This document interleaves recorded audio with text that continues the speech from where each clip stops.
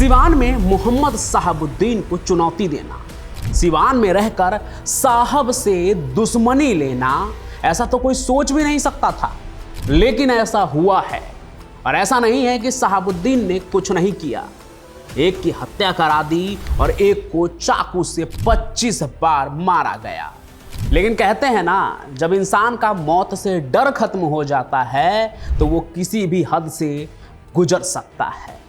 और सोचिए जरा, यहाँ हम उस मोहम्मद शहाबुद्दीन की बात कर रहे हैं जो कि मरने के बाद भी बवाल बने हुए हैं।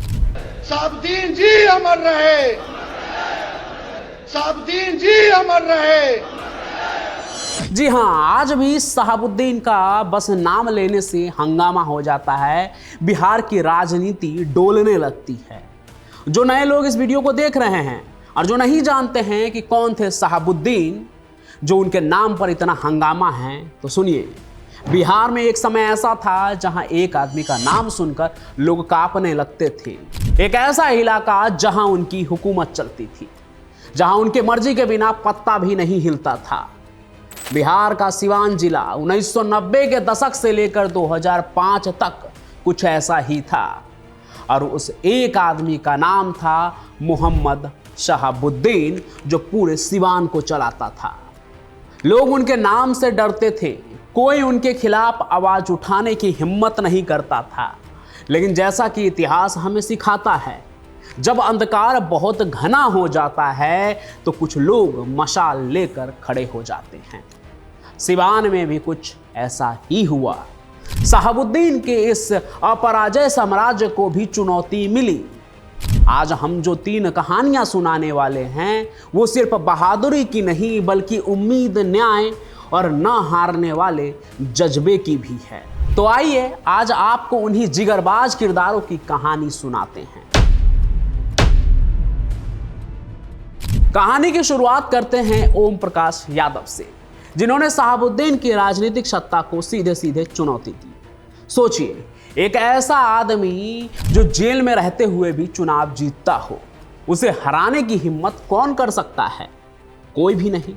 लेकिन यह जिम्मा उठाया ओम प्रकाश यादव ने। बात है साल 2004 के लोकसभा चुनाव की।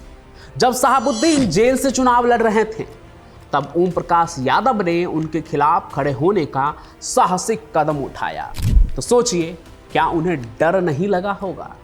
जरूर लगा होगा, लेकिन उनके मन में न्याय और बदलाव की इच्छा ज्यादा प्रबल थी। हालांकि उस चुनाव में वो हार गए, लेकिन उन्होंने 2 लाख से ज्यादा वोट पाकर यह साबित कर दिया कि शहाबुद्दीन अपराजय नहीं हैं। एक छोटी जीत थी, लेकिन इसने सिवान के लोगों में एक उम्मीद जगाई कि हाँ, शहाबुद्दीन को भी हराया जा सकता है। फिर आया साल 2009 का चुनाव।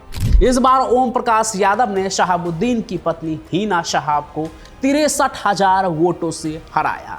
शहाबुद्दीन परिवार के लिए यह सिर्फ एक हार नहीं थी, ये शहाबुद्दीन की राजनीतिक विरासत पर सीधा हमला था।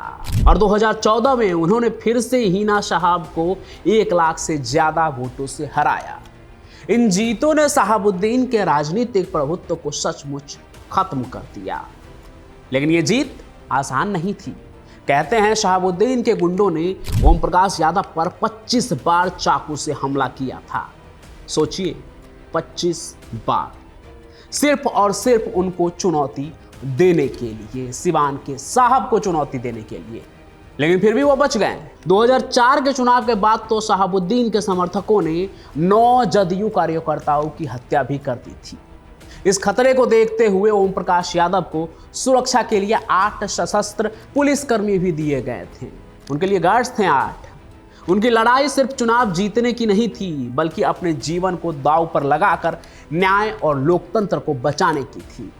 उन्होंने दिखाया कि आतंक को सिर्फ न्यायपालिका ही नहीं बल्कि चुनावी ताकत से भी चुनौती दी जा सकती है। अब मिलते हैं आशा देवी से, राजदेव रंजन की पत्नी। उनके पति की हत्या के बाद उन्होंने शहाबुद्दीन के खिलाफ न्यायिक लड़ाई लड़ी। तो सबसे पहले ये जानिए कि राजदेव रंजन थे कौन और उन्हें मारा क्यों गया। तो वो एक पत्रकार थे और उन्होंने शहाबुद्दीन के खिलाफ 4 रिपोर्ट्स पब्लिश की थी, जैसे शहाबुद्दीन नाराज चल रहे थे। फिर राजदेव रंजन शहाबुद्दीन की 23 लोगों की हिट लिस्ट में 7वें नंबर पर आ गए। आशा देवी ने बताया कि उनके पति को पहले से पता था कि उनका नाम इस लिस्ट में है, और श्रीकांत भारती जो ओम प्रकाश यादव के मीडिया सलाहकार थे, उनकी हत्या के बाद अब राजदेव रंजन की भी हत्या होगी। और ये सच्चाई जानते हुए भी वे अपना काम करते रहे, क्योंकि एक पत्रकार का धर्म सच दिखाना होता है, फिर चाहे इसका अंजाम कुछ भी हो। और फिर वो दुर्भाग्यपूर्ण दिन भी आया। 13 मई 2016 को राजदेव रंजन की गोली मारकर हत्या कर दी गई। एक बार फिर आतंक ने अपना विभत्स चेहरा दिखाया, लेकिन आशा देवी ने हार नहीं मानी। उन्होंने शहाबुद्दीन और तेज प्रताप यादव के खिलाफ सीबीआई की जांच की मांग की और न्यायिक प्रक्रिया में सक्रिय भागीदारी भी निभाई। उन्होंने ये सुनिश्चित करने की कोशिश की कि उनके पति की मौत बेकार ना जाए और हत्यारों को सजा मिले। उनकी लड़ाई उन सभी पत्रकारों के लिए एक प्रेरणा है जो सच के लिए अपनी जान जोखिम में डालते हैं। शहाबुद्दीन के खिलाफ बाकी 2 कहानियों से ये कहानी थोड़ी सी अलग है। मतलब मनोज कुमार सिंह जो हैं वो शुरुआत में शहाबुद्दीन के साथ काम करते थे। हाँ, आपने सही सुना, उनके साथ, लेकिन बाद में वो उनके खिलाफ हो गए। अक्सर ऐसा होता है, आपके साथ भी हुआ होगा। जब आप किसी के साथ होते हैं तो आपको उसकी असलियत और भी करीब से दिखती है कि दुनिया के सामने जो चेहरा है उसके पीछे और क्या क्या है। 2005 में मनोज सिंह के भाई मृत्युंजय सिंह की हत्या कर दी गई, जिसमें शहाबुद्दीन पर आरोप लगाया गया।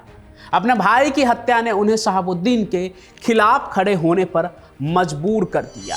यह सिर्फ एक राजनीतिक विरोध नहीं था, ये एक व्यक्तिगत प्रतिशोध भी था।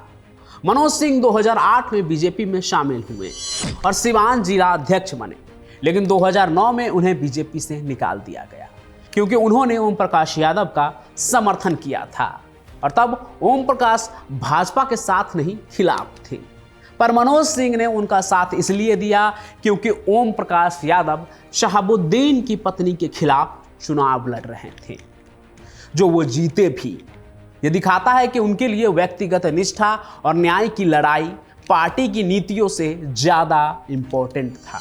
हालांकि ये वो लोग थे जिन्होंने अपने दम पर सिवान में शहाबुद्दीन के आतंक के खिलाफ लड़ाई लड़ी, पर इनके अलावा भी कुछ और नाम हैं जिन्होंने शहाबुद्दीन के आतंक से लड़ने में अपनी भूमिका निभाई, अहम भूमिका निभाई। वो लोग जिनके हाथ में कानून की ताकत तो थी, लेकिन साथ में जिगर भी, क्योंकि वर्दी वाले तो हमेशा से थे, लेकिन सबकी हिम्मत नहीं हुई कि वो शहाबुद्दीन के खिलाफ जाए। सभी साहब कहकर दुआ सलाम ही करते थे।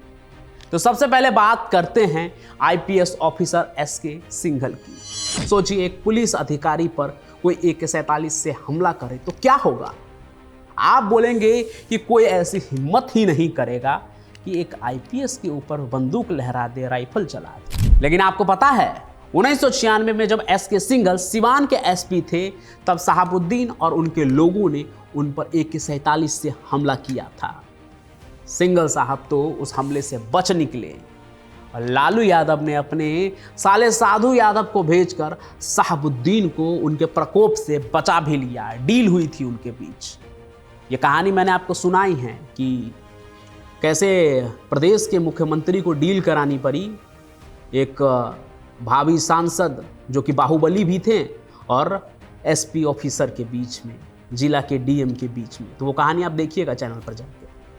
लेकिन अभी इस कहानी में आगे बढ़ते हैं।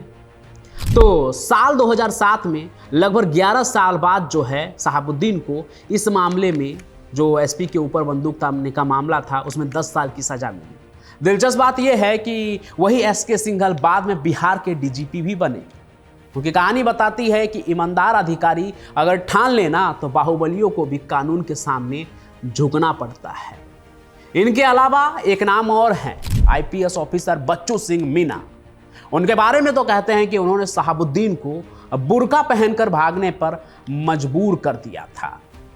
जब अपनी पूरी फोर्स के साथ उन्होंने प्रतापपुर के व्हाइट हाउस पर चढ़ाई कर दी थी, फिर बौखलाए शहाबुद्दीन ने उन्हें सबक सिखाने की धमकी भी दी थी। हालांकि वो कुछ कर नहीं पाए। तो शहाबुद्दीन के खिलाफ अपनी आवाज़ बुलंद करने वाले ये कुछ नाम हैं। हालांकि ये लिस्ट इतनी छोटी भी नहीं है। सिवान में रहकर शहाबुद्दीन को ललकारने वाले बहुत सारे लोग हुए। उनके खिलाफ जाने वालों में कई और लोग थे। चंदा बाबू और चंद्रशेखर जी का नाम तो मैंने इसलिए नहीं लिया क्योंकि उनकी बहुत सी कहानी मैं पहले भी सुना चुका हूँ। फिर भी अगर आप सिवान और शहाबुद्दीन की कोई और कहानी सुनना चाहते हैं तो कमेंट में ज़रूर लिखें। आज की इस कहानी को लाइक करें, ज़्यादा से ज़्यादा लोगों के साथ शेयर करें। बिहार में चुनाव के माहौल के बीच बाहुबलियों का क्या हाल है उसके बारे में भी कमेंट जरूर करें कि आपके क्षेत्र में क्या चल रहा है। बाकी मैं पंचम प्रकाश अपनी कहानियाँ लेकर यूं ही आता रहूँगा। तब तक के लिए आप सभी का बहुत बहुत धन्यवाद।